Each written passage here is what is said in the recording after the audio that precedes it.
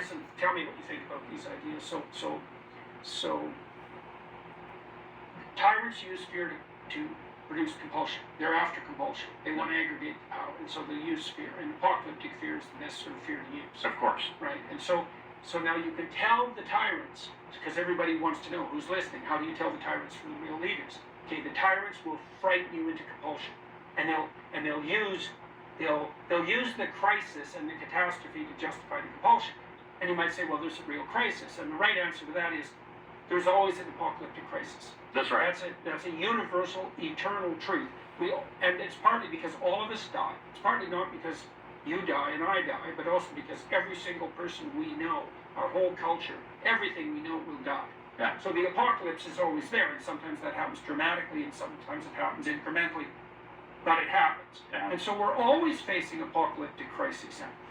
Because of that, and then you say, well, in spite of that, you can have a form of government that's not a tyranny. Well, not if you use the fear of the apocalyptic crisis to compel and to aggregate power. And so any leader who tells you that the crisis is so intense that it necessitates emergency compulsion, that's a tyrant. That's exactly right. And then there's another corollary to that, which is, imagine you're tyrannical and you are genuinely frightened by this crisis.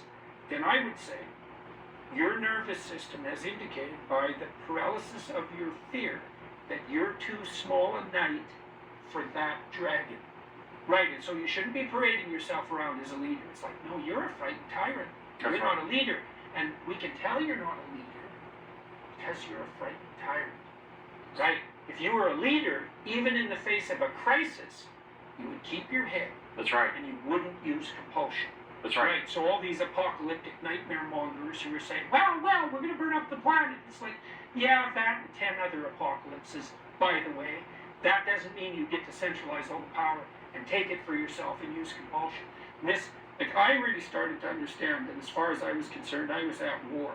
When I saw that the leftist, radical, narcissistic, malignant types were willing to sacrifice the poor to their climate scam. That's right. Right? So, well, let's crank up energy prices.